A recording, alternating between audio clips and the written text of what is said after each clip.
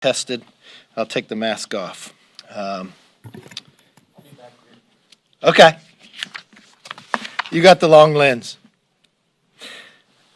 President Trump had a very strong night last night. His vision for our country has expanded our party.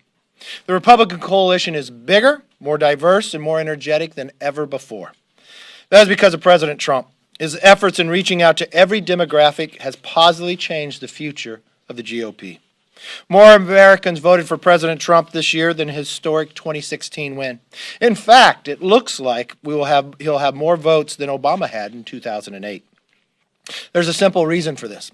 President Trump has led our country to historic success. Even in the face of unprecedented challenges, his administration has prevailed and delivered results for the American people.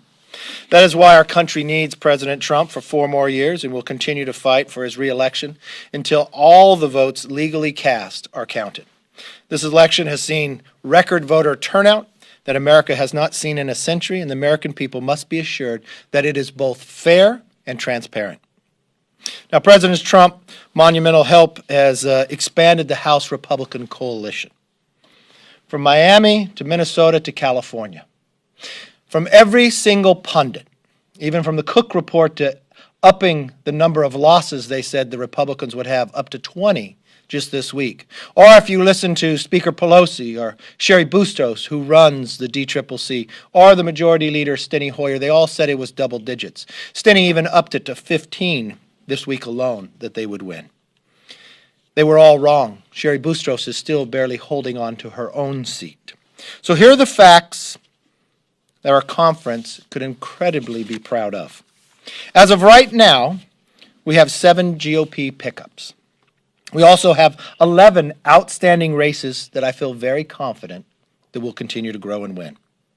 We'll likely have an additional 14 to 19 Republican women. This will break the record for the most Republican women coming in at any one time. We'll double the number, and we'll set a record for the most women ever in the Republican Party. We'll likely be adding 6 to 9 minorities to our conference, from Florida to New Mexico to Texas, to Oklahoma to California. I'm also proud of our candidates and our members, and I especially want to thank our NRCC chair, Tom Emmer. Not only did he win all those special elections that he played in throughout the year. Remember, before we went into the election last night, by the time of being sworn in last, we had more Republicans and fewer Democrats, and we just continued to add to it.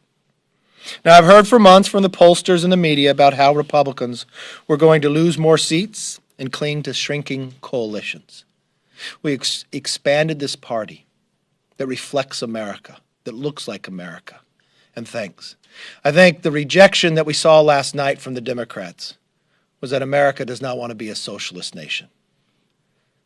I think the other rejection that we saw, we watched the Democrats promise if they would be given the power to have the majority, that they would act different, that they would solve problems, and they wasted their majority. So we look forward to continuing to work for the American public, our commitment to America, that we will renew, rebuild, and restore this nation is what our commitment is and will be. I don't know at the end of the day what will happen in the Democratic Conference. I don't know at the end of the day. I know the vote on the floor is difficult for Speaker. I know there was a number of people who did not vote for her last time, and as our numbers continue to grow, I think at the end of the day, no matter where we end up, that we'll be able to have a very big say or even run the floor when it comes to policy. With that, let me open up for questions. Yes, ma'am. Have you spoken to the president? How is he feeling? Do you have any expectations? Talk to the president. The president feels good. I think when you look at a lot of these, one thing I will say last night, I have no statistical data of others. I think a lot of the networks probably called Arizona too soon when I'm looking at what the data is coming back. I would put Arizona back in the column of undecided right now. I think he looks very good in Pennsylvania. Michigan, I think we can watch, is going to come very close, but I think the president has an opportunity to win that. I think at the end of the day, the president will be elected for 4 more years. Yes? Last night, as votes were still being counted, the president said, this is a fraud on the American public. This is an embarrassment to our country. Do you think the president should be sowing doubt about the integrity of our elections? Your questions never change.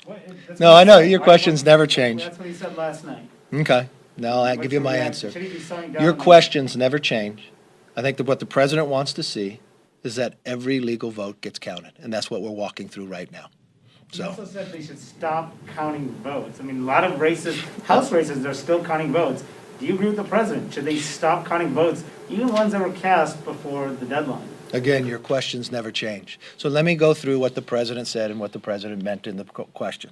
What the president wants to make sure is that every legal vote is counted, that people vote up until Election Day, not the days after as others would have. That's what the president refers to. I don't think people should be able to vote today, and I would think every other American would feel that exact same way. And that's exactly what the president was expressing. I know you want to try to express something different to it. I know you'll be upset if the president wins re-election again, but the American people have a voice. I know the pollsters were wrong, just like they were wrong 4 years ago. This is what a republic and a democracy is about. And we want to make sure it's legal, it's fair, and that every legal vote is counted, and that's what we're working towards. But I don't think people should vote after the election, no. Do you have evidence of that happening? Yes, Evidence of that ma'am. Yes, happening? ma'am. Will you accept the election results once they are certified Yes. from the remaining states that we don't have yet? Yes. Yes, ma'am. The president has mentioned that he is confident that the Republicans are going to take over the House. Are you confident of that? Well, I'm very confident we continue to grow our majority. Much different than what every pundit had said, that we would lose on an average of 15 to 20 seats. Well, we know that's not true. We know that we continue to grow. Already 7 seats, with another 11 that we're winning right now. So we'll see our majority continue to grow, and we'll see where this all ends up. But we thank the American public for their participation. We thank them for participating in this campaign. And now it's the time to govern as we finish out making sure every legal vote is counted, and that the campaign is fair, and the election will be shown by all Americans. Thank you very much, and God bless. Any evidence of voter